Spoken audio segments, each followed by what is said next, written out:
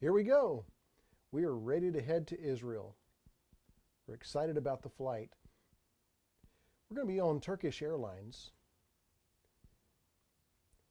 We are here in Chicago and ready to go. Well, that was a quick trip. We just recently arrived in Israel.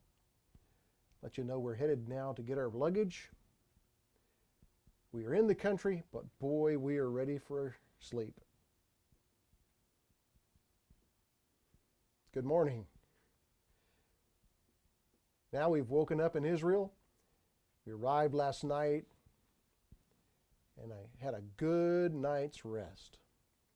We're looking forward to the day and seeing all the sights, different things here in Israel. So last night, we slept in Tel Aviv. This is Tel Aviv. So right now, we're in Joppa. It's called Joppa. This is where the story of Jonah took place, as you recall. Here is also the house of Simon the Tanner. You remember the story of Peter and the vision that he had of the animals coming down from heaven in the sheet. This is part of that story. Here we are at the Mediterranean Sea. And this is also in Joppa. And God had told Jonah to go one place, and so he got on this boat in Joppa and went toward Turkey. This is where he got on the boat. And then when all took place, this is also the area that he was spit out on the dry ground and then went to Nineveh. So that's a four-horn altar. The Bible talks about seeking refuge by someone going up and grabbing the horn of the altar in the Bible. So this is a typical one, not a big altar, which would have been in Jerusalem, because that size of an altar was like 45 feet by 45 feet. That altar, four horns on it. So here we are in Beersheba, called Beersheba. Beersheba. And as you recall, this is the city of Abraham. This is where he dug a well. Here is the well. And it's about 200 feet deep. It's how they get the water here into the city. This is up on a hill. You can see the area around. This would have been planted in vineyards and various things that would grow in this area. So we're up on a hill.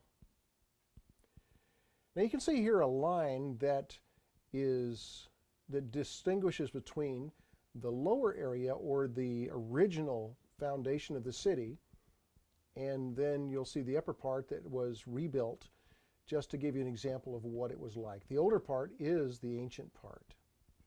And this was built by Abraham. So we're going into the city.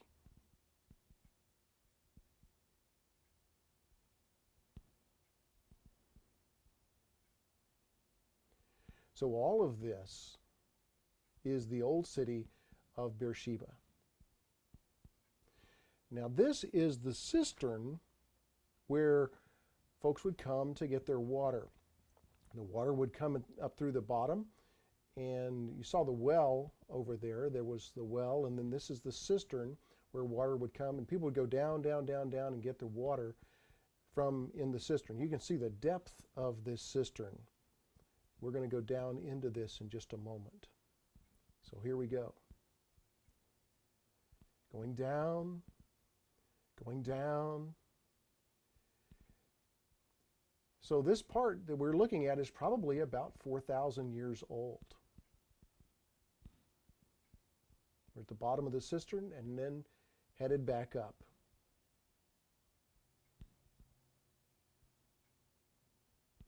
Notice how dry the country is. It's a desert area, very arid. You can see the terrain. We're up in the hills now. to be the capital of the Amorite who fought with Moses. Over here, that mountain that you see, well, that is Mount Aaron, Moses' brother Aaron. He was buried there. According to our guide, we're calling all these things from the guide. The height here is about 5,000 feet. It's a beautiful view as you look out. Beautiful if you like dry. It was the capital of the Amorites.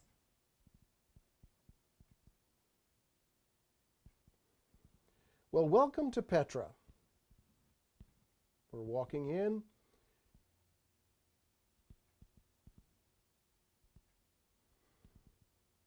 This is the city of Petra. We're walking down actually to the actual city. You might have seen the movie Indiana Jones, or you've heard of something like that. Well, this is the area that those horses went down through. And then you'll see here, the stones that are here are actually part of the old Roman road. You see it here, you'll see it all the way down through this area, the Roman road. We're in a canyon headed down to the city of Petra. Now you can see in the background the large place that's, I think, called the armory, not the armory, the place where they kept the money. Okay? The treasury. And so here we see the treasury. It's not because money was kept inside, but people said, oh, that looks like a treasury. That looks like it would be an expensive place. But so as we're walking down, you could see the treasury. It just kind of pops out at you.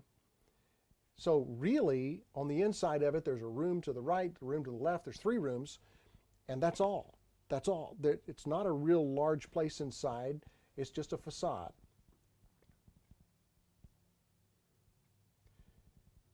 You'll notice here that everything that is built, it's built out of stone. There are temples, there are different carvings. All of these dwellings were carved out of the rock. Hammer and chisel. That's how these were built. Built by hand. There were no machines involved in creating any of this, building any of this. It took many years to do. Notice here the different forms of transportation that you'll see in this area.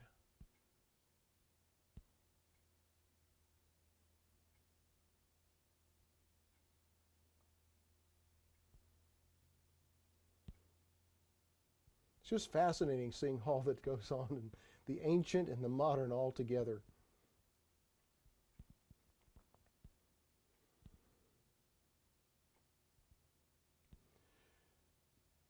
So the next day, that night we slept in a lot, and it is on the Red Sea.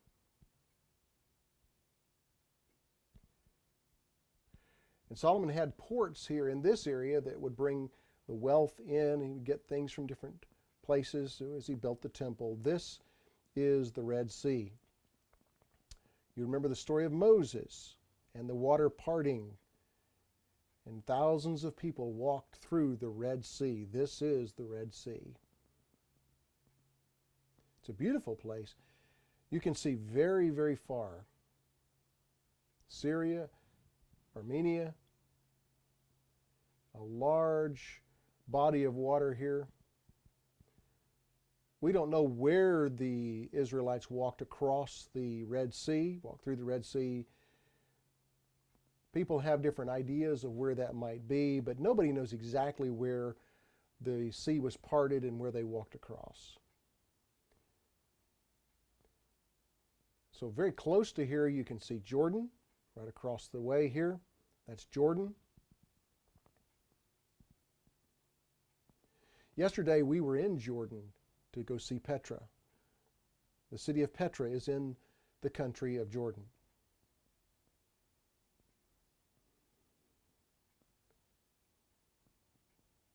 So you see the palm trees out here in the in the deserts, the date palms. We're on a bus traveling, and these are date palms. You've eaten dates maybe. Well, this is how they grow. Where there's irrigation like this, where the water is pumped in, the things will grow. It's amazing. The water's moved into this area. If things are irrigated, the trees will grow wonderfully. But then you can see right next to that, there's nothing. And that's a very normal feature of the country.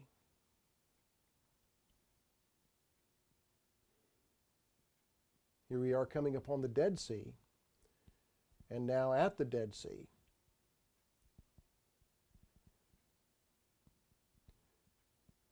This is full of salt and minerals. It's an amazing place, the Dead Sea. This is the lowest place on earth, the lowest body of water on earth, both. So we're below sea level here. Notice the instructions.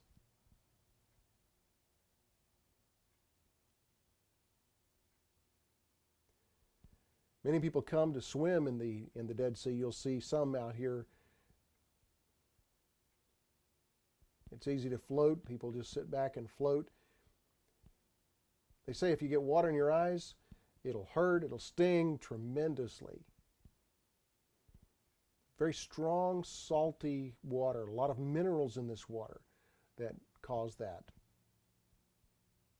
You don't really have to try to float. You don't. You just sit back and you float. You can't sink. You just can't sink. You float right on the top of the water. So this is the Dead Sea. Diane and me in front of the Dead Sea. Notice the salt. The salt out here. Chunks of salt. These are not rocks. These are salt. Minerals and the deposits that are there.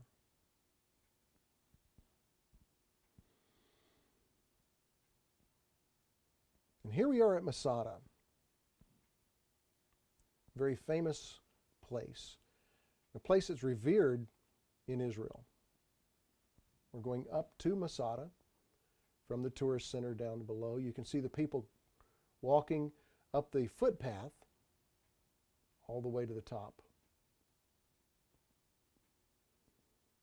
We're, of course, on a tramway.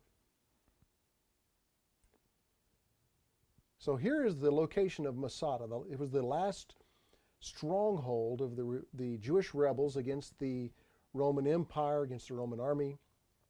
You saw the snake trail, that small little winding trail.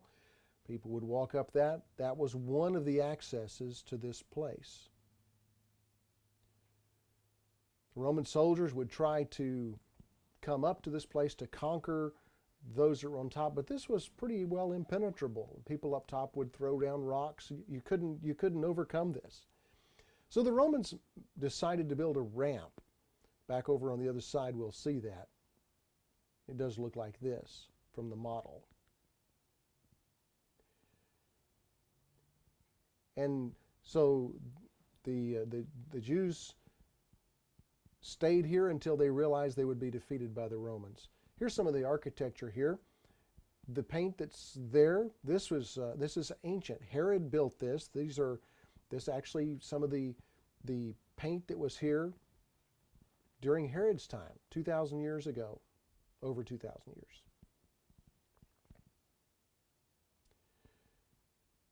And this is called Herod's palace. This is part of his palace in this area. Now you see just ruins, but you can see the wide variety of buildings that were here. In the model you could see a lot of the places, the way things are constructed. This is a model of what would have been Herod's palace in the time. We're up on the top up here.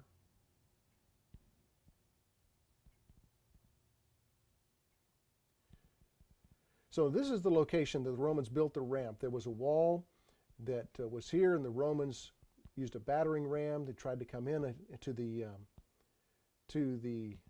city through this way. This is the ramp that they built to finally access the city. Again, from the model, here's what you see.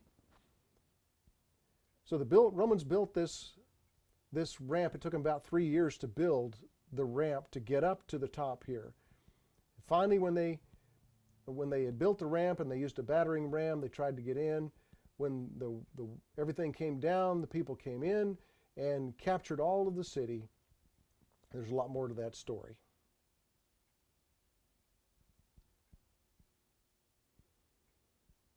So now we've moved up to the Sea of Galilee.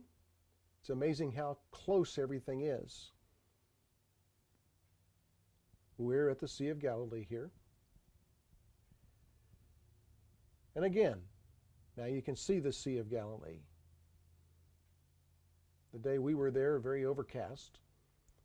You can kind of make it out beyond the shoreline there.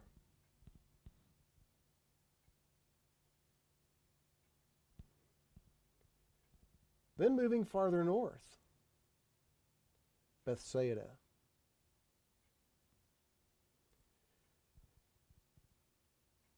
So these are the ruins of Bethsaida.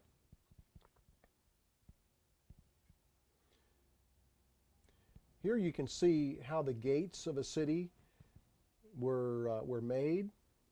The gates to the city where people would come in, it's like this. So in the city gates, like you'd see here, this is where prophets would come. This is where people would come to hear what the preachers would say, the prophets would say. People would sit at the gate of the city. Kings would come and rulers would come and sit at the gate of the city. And so in Jerusalem, you may have read in the Bible how King David would sit in the gates or at the gate, and people would come. They wouldn't enter the city. They wouldn't have to enter the city, but the king would be accessible to the people that way. And so this is an example of the kind of gate that would be there. So here in Bethsaida, this is a place where Jesus healed a man, and Jesus walked in this area, possibly right here on these very stones. It's very possible that Jesus actually walked on these stones right here in Bethsaida. Now here we are in Capernaum.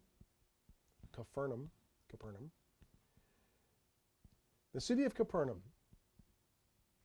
This is one of the cities of Jesus. There were 3 cities in a triangle where Jesus ministered and did most of his works. He taught in Capernaum. And so this was actually a place where Jesus lived. He did the majority of his ministry in this area. Here again in Capernaum, it's estimated that, say, 5,000 to 7,000 people lived in this city at the time that Jesus lived here. He did his ministry in this city. So 5,000 to 7,000 people here living in this area. Now we're going to look underneath this Catholic church, and you'll see ruins of a house there. That house, that's the normal size of a house at the time of Jesus. This is supposed to be the house of Peter's mother-in-law. You can see the size of the house that would be there. Upstairs here, there's a Catholic church that's been built, and it's supported on all sides so that it's not, it doesn't touch the ruins down here. For many years, I wondered why long time ago you'd hear of a house or a building when it's destroyed. When a city was destroyed, then a conqueror would come in and they would build on top of the other one, build over, and you hear all these different levels. And I thought, why are there different levels? Well, this explains it. Our guide explains it to us. So this first level, there was about 3 feet of stone on which everything else was built. And then on top of that would have been mud brick or wood. And then there'd be a roof on the top of that. And then if you don't take care of the brick and all of that, then it's just mud, and so it'll deteriorate through the weather here, and it'll fall inside. It'll fall inside the house, and so it caves in, And then it's when someone would come in to conquer the city, it was easy just to level the city and build on top of it. So that explains that. It was a revelation to me. Here we are in a synagogue. So this is a synagogue, could be the synagogue of Jesus. This could have been the place where Jesus worshiped, the synagogue where Jesus was.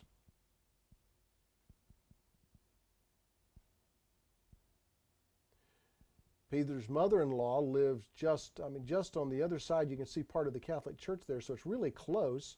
And this synagogue was really close to Peter's mother-in-law's house. You see the white stone that's here. This actually is probably not the exact synagogue. I was explaining before that Jesus worshiped here. Well, this was actually built on top of the actual synagogue of Jesus.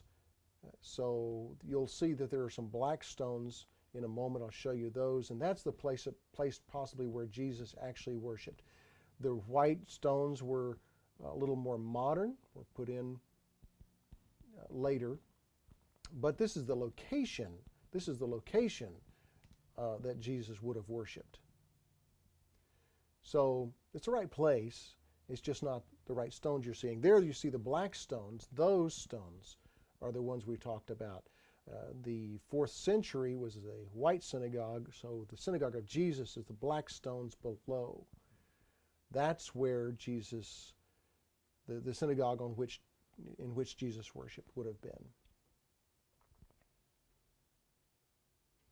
Now we're at the Mount of Beatitudes.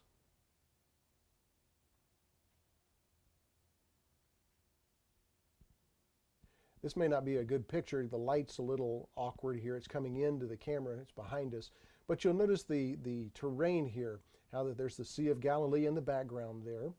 And this area slopes down to the Sea of Galilee. There's Bethsaida over that direction, not too far.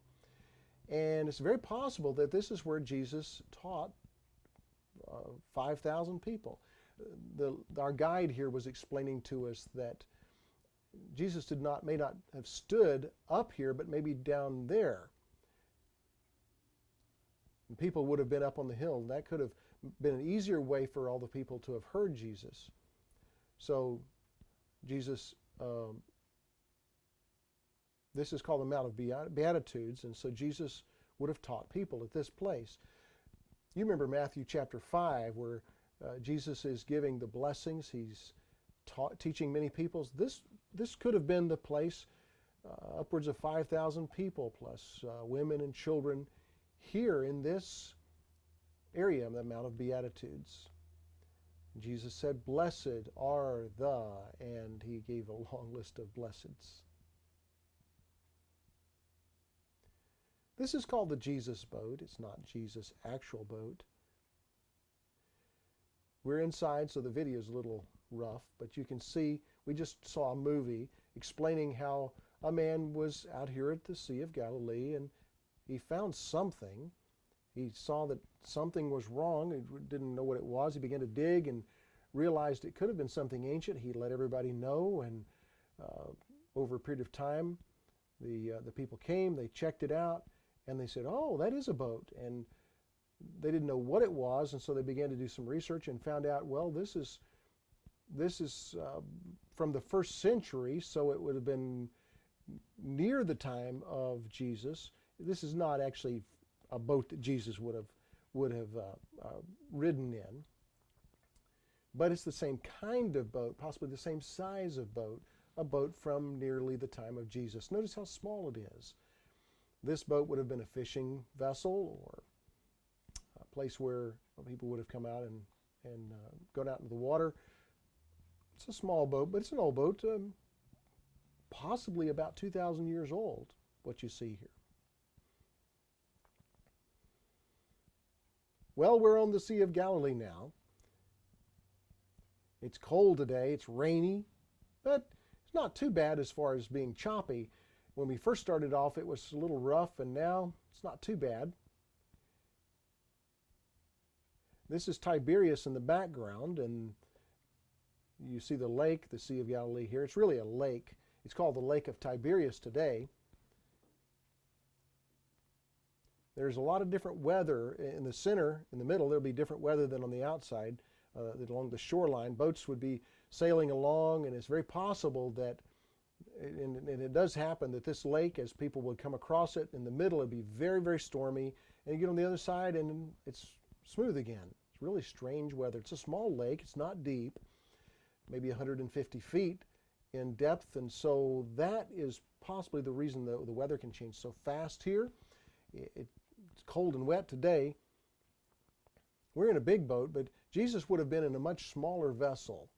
And so when the weather kicks up, it would have been tossed a lot. We're in the middle of this lake of Tiberias, Sea of Galilee right now. We left from the east side toward the southeast side, and we head toward Tiberias in the northwest side. You do see a better view today of the same sea.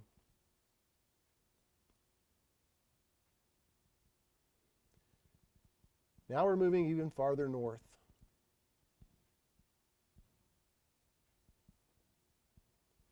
This is the place called Hazor. It's an ancient city, about 4,000 years old. You see these ruins? There are levels upon levels upon levels here. There's buildings, and then that was destroyed. Cities were destroyed. Another city was built on top of it. Possibly 21 different civilizations have lived in this spot. Joshua came to this place. He conquered those who were living here. He burned the city. He took the city. And then later Solomon had a city built here for his chariots, horses. So this is a city that, it's a small city, you can see that, but in the area around what the actual city is where a lot of the people would have lived. There are acres upon acres where many, many people would have lived. When Joshua came to conquer the city here,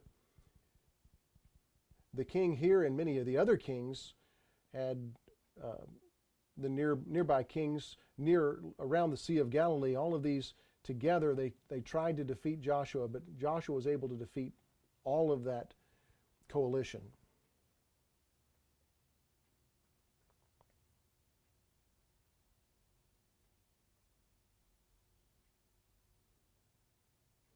And now we're in Dan, the calves of gold, placed in Dan. We are near the head of the Jordan River.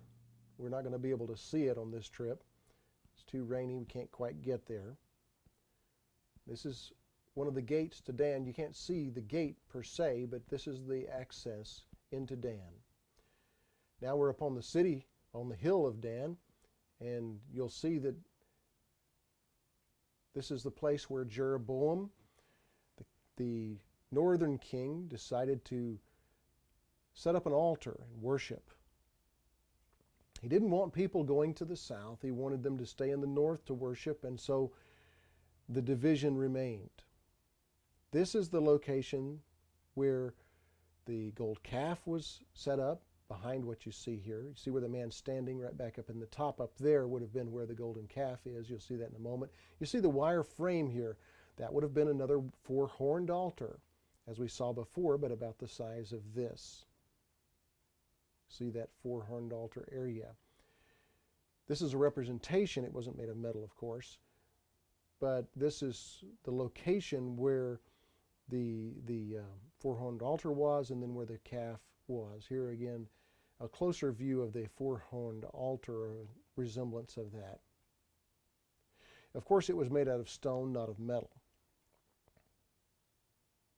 But you can see where it was located.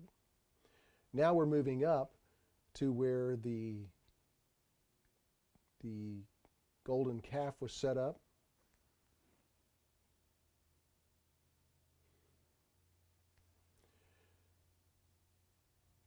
So this is the area of the golden calf. People would worship. They would come here to worship.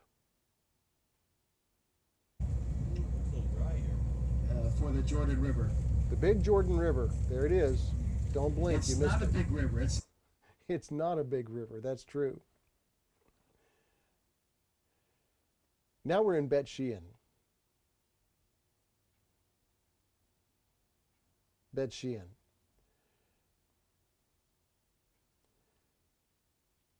Now, this area, the area of Saul, King Saul, would have been, during the time he was ruler, and the end of his reign, he ended up coming back to this area when he died, then his head would have been severed, placed on the walls of this city. You'll see how large this city is. So this is the end of Saul's life here at this area. Well, the city is actually one of the largest cities, the ancient cities. You'll see that as we go through. Here, now down in Beit She'an, this is about 4,000 years old, what you're seeing here. This is the old town. People would have come. This is an ancient restroom, a toilet, where people would have come. They didn't have toilets inside their houses. This is where you'd come to go to the toilet. Go to work, go doing whatever else, but this is the bathhouse area. This is what the toilets look like. There was clean water running. See the water down, there's a trough down here that water would have run. It's an interesting thing. And just because we can, I'll show you what this is. The water would have run and disposed of waste back in that area there. It's really surprising how everything was designed. Well, this is you didn't see this. Okay. And here we are walking again through Beit She'an. Now notice the tile, the detail of the tile that's in here. This is from a little bit later time, not the time of Christ, but a little bit later. But notice the great detail of this ancient city. This is one of the pillars. They're a big marble pillar. Earthquakes have destroyed this area. That's why they're laying down. But it's amazing how smooth this is and perfectly round. How in the world this was achieved? There were no machines. We don't know how that was achieved. Then you would also notice a capital here. There's a capital that would have been on top of these pillars. This was all made by hand, all carved by hand. And it's got areas, such detail where how in the world could they have done that? But it's a marble capital. Very, very interesting. Very detailed work. Very detailed. Such exactness that was used here. It would have been set up on top of one of those pillars. This is another kind of pillar, and notice the detail and the carvings there, how beautiful that is. It's amazing how that would have all been done with hand tools. Hands and hammer and chisel. It's beautiful work. And then again, marble flooring, marble slabs down here. And you wonder, well, how do they find all of this? Well, in about 1985, around that time, our guide was here. He said that there was nothing, you couldn't see anything. It was all built up. There was one little area about 3 feet of the top of, I think it was this pillar, that was sticking out of the ground. About 3 feet, just sitting up there, and the ground was that high at the time. Well, people began to be curious, what's down there? And so they began to dig and dig and dig and dig and dig. And as he took more and more dirt out, all of this was revealed. It's amazing how much was revealed. 8,000. Beit She'an was approximately 80,000 people. You see the 3 levels that would have been here. So, in a Roman It has been said that there are about 80,000 people as high as in this area. the 3rd level. Okay? Then also you would have the shades that would have come up from the seats up there to provide shade over the crowd. People dug all this out, and they were able to find the different levels here. It's said that about 10% of the population could get into one of these theaters like this, so you'd multiply that, and you end up with about 80,000 people that would have been in this city of Beit She'an. Now we've moved on to Nazareth. This is the day after Christmas. We've had a busy trip so far, and here we are in Nazareth.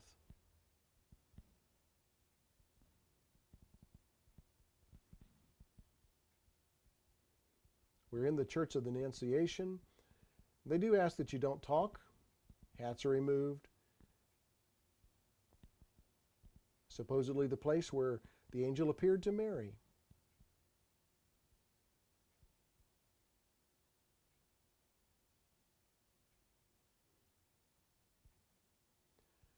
So this is the Church of the Annunciation.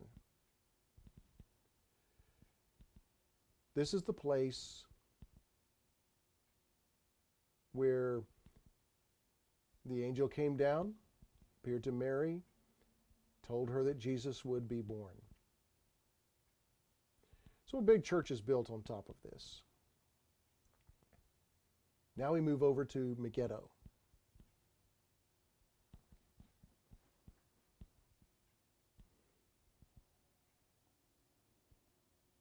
The Valley of Armageddon. Here we are in Megiddo.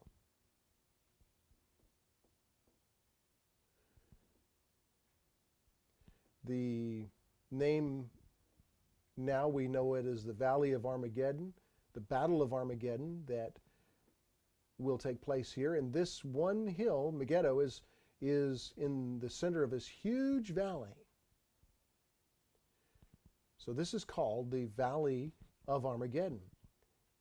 In this place, in the book of Revelation, it explains about a battle that will take place, the final battle, and where the final victory will actually be won. We're up on a hill, up on a tell, and from here you can see miles and miles around.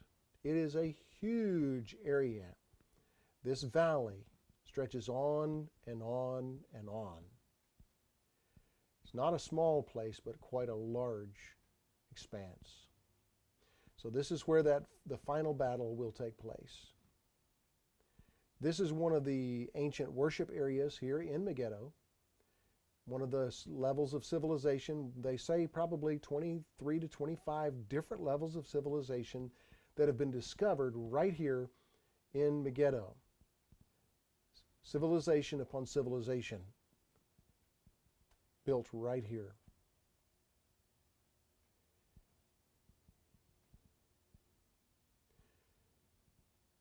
They've found the most recent ones they located were from David and Solomon, but it goes way back, way back, way back. So you can see thousands of years ago, possibly as far back as 8,000 years, depending on the way you calculate things. And this is right here in the Valley of Armageddon. This one particular place, no one knows really when it was established, maybe 5,000 years ago. Some people say as 7,000 or 8,000 years ago. It's just amazing how old this place is, and people have been living in this area ever since. Now we're in Caesarea. In Caesarea, here is Herod's theater. This is the place that possibly Paul defended himself before Felix, before Agrippa. A lot of different occurrences happened here, but Paul gave defense of himself, and he explained what he had been doing, why he was doing what he doing. Many people could sit here at one time. They have a place that a person could stand here to give defense of himself. You can't see it really well. So a person could come up here and speak to the king down here in this area. That's possibly what happened. Or there could have been a drama down here, and people up there would have seen that. So it was a theater, a place where a lot would have taken place. Back over here in the background, you see is a palace. Could be where Paul was in prison, in the dungeon, the basement down there. Paul's appeal.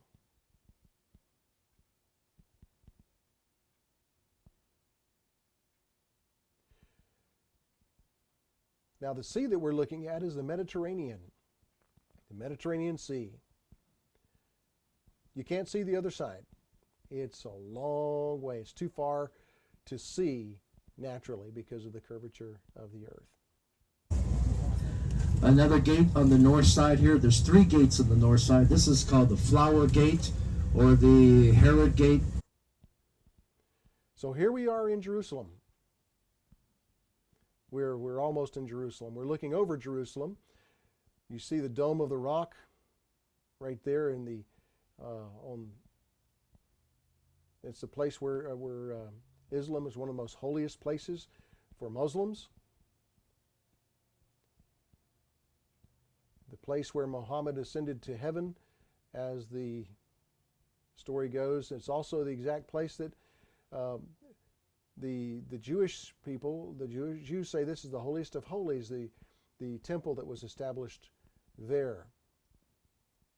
So this is one of the most sacred places, one of the most defended places, one of the most argued about places on the earth. It's a very valuable piece of property. And so this is Jerusalem. There are 4 different religions: Christians, Jews, Islam, and then Armenian as well. 4 different religions in this one city. There are 4 quarters. The city is divided into what's called quarters. Jerusalem. And a panoramic view of that city. You can see the wall.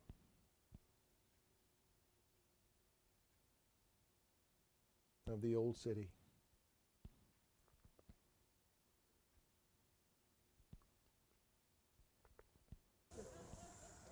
Here's a deaf man.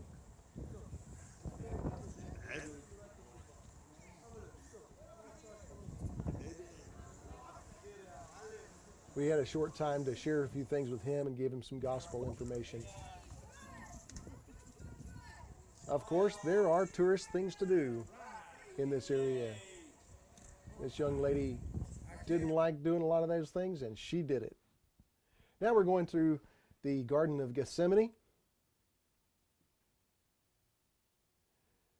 Here, this place Jesus prayed.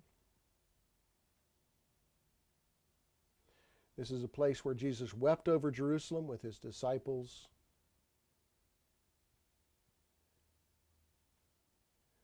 From this area, you can look over and see Jerusalem very easily. You can see the city easily from this location. And so from right here in the garden where Jesus could see the city of Jerusalem and pray. So now we are walking through the Garden of Gethsemane. You'll see here the olive trees that are there, the garden, olive trees. Olive trees grow quite a bit in this area, and they grow round, but they're actually hollow on the inside. They grow and they have little stems that make up the tree, and so it is a very interesting thing.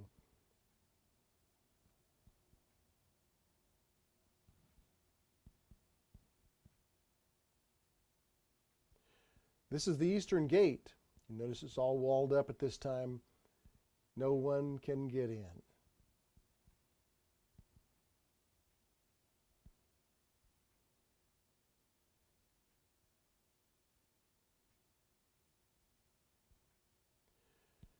So now we're headed on the way up to Jerusalem. In the scripture, you'll notice the word up to Jerusalem. Well, this is the reason, because you walk up to go to Jerusalem.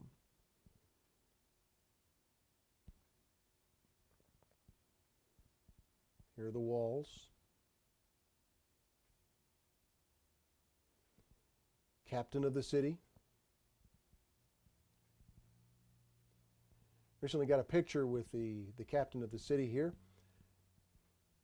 He's a well-respected individual, and you can tell by the way the people talk with him here. The guards here, very armored. The police here, you'll see them in a lot of different places. Police are around, they're all over the place to defend, protect. We just came in the Lion's Gate, and now we are in the area called the Pool of Bethesda. You'll remember the story of a man laid at the Pool of Bethesda when the water was stirred an angel came down and touched the water, then people would be healed. Well, one man said, Jesus asked him, why don't you go down? He said, and why don't you get healed? Well, he was laying there. He had no one to help him into the water, to take him down to the water when the water was stirred. So Jesus touched the man and healed him. So, of course, this has been built up since then. There's been many years of construction on top of that. But you'll see the area here of the Pool of Bethesda. People have constructed a lot here. This probably doesn't look exactly like it was in the time of Jesus. But anyway, the Pool of Bethesda. We'll move on in here in just a moment. Let you see this part first. Okay, so we were on the outside here. There were 5 pools in Bethesda, and now you can see a little bit better the different layers, the different time periods that are expressed down through here. You can see this. Now these down here at the bottom, down in that area, would have been possibly the time of Christ. Walking through the city, the old city of Jerusalem. These are the streets covered over now for tourist reasons, for shopkeepers' reasons. Sales everywhere.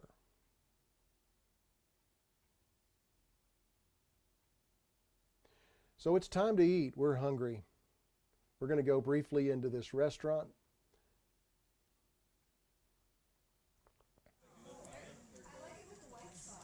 That's what we had.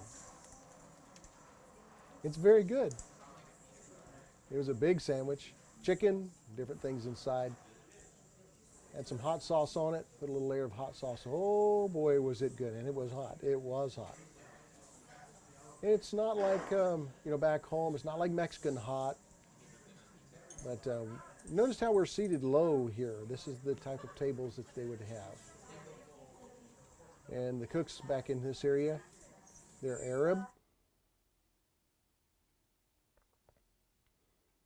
Now going into the old city of Jerusalem. You see a lot closer view. We're waiting in line. So we had an opportunity to take a little picture here.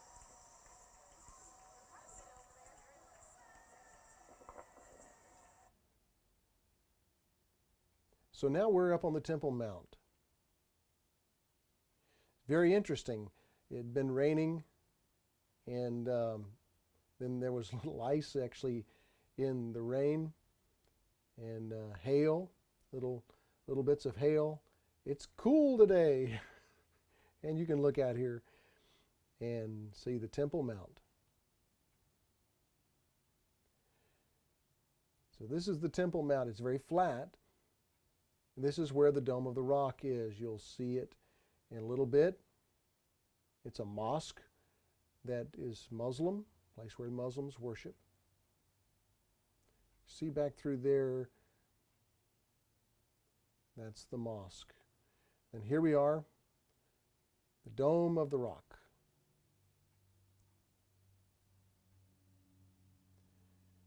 It's related with Islam. We can't go in today, of course, but it was built in about the year 700. Quite ancient. You notice how flat this area is, very flat. It's one of the most holy places in the world.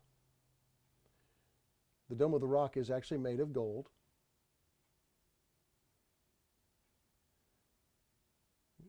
And the Jews say this is where the holiest of holies is.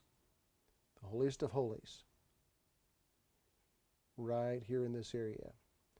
We're on the Temple Mount. Another view of the Dome of the Rock.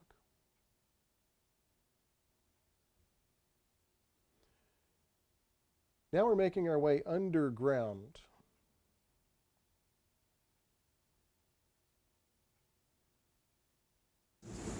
Okay, welcome back to the Western Wall.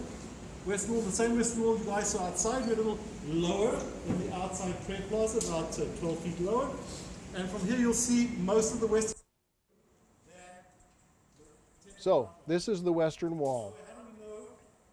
It's underground, but there have been years and years and years of construction that now have covered this.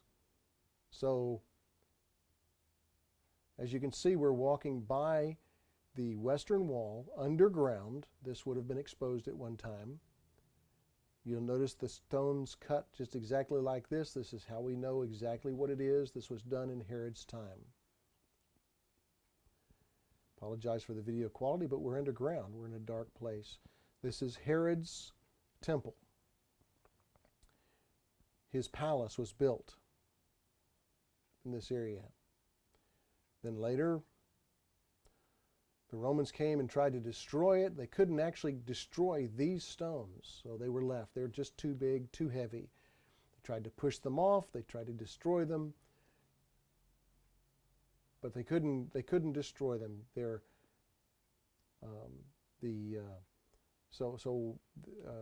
the Islamic construction is on top of this. It's been built up on top of the Western Wall. Now, this has been excavated down this area here, and much interesting history has been located and been found. Again, you can see the Western Wall. We're walking, and see how it is, and there's the top of that. This is actually Herod's temple, the wall for that era of construction.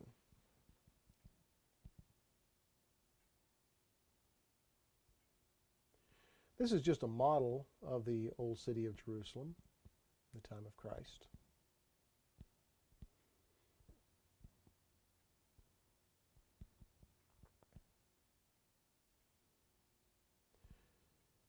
And then we end up at the Garden Tomb.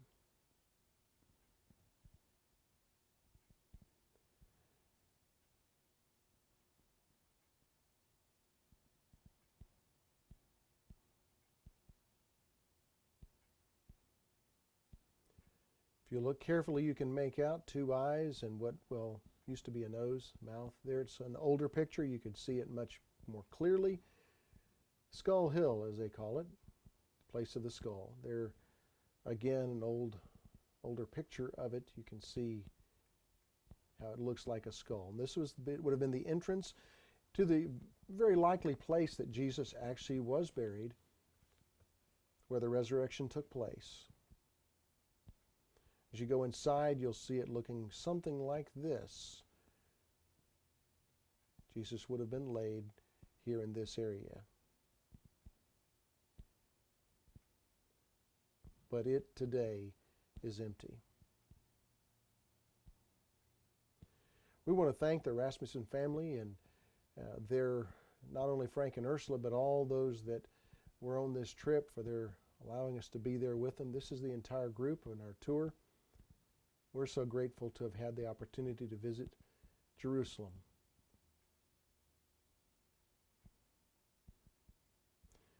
This is Paul and Patty Karpinko, our guides.